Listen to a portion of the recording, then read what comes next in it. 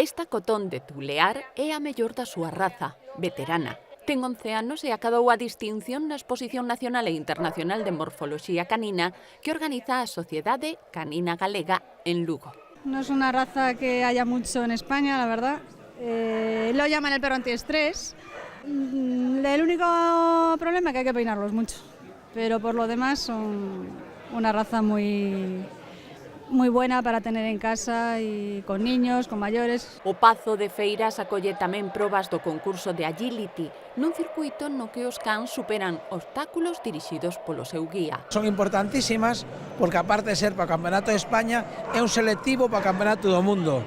O sea que por eso hai tanta xente aquí de Agility de todos os sitios. O programa inclúe hoxe unha proba de CAC para o Campeonato de España e mañán outra proba de CAC para o Campeonato de España máis un CACIP, que eso quere decir que para o Campeonato Internacional. Con 9 meses este pastor inglés participa por primeira vez na categoría xove. Es un bobtail, es una raza inglesa.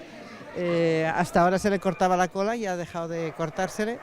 Y bueno, necesita algunos cuidados, pero es una de las mejores razas que hay en carácter. O seu carón, Carlos Puime, afánase no peiteado do seu Fosterrier de pelo duro. Es un perro típico de caza inglesa para zorro.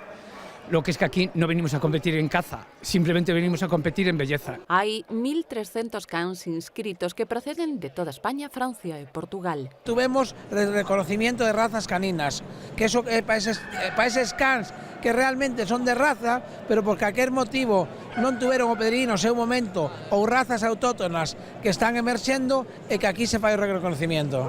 O certame aberto a todos os públicos continuará ao longo da fin de semana coa exhibición de exemplares de gran beleza e habilidade.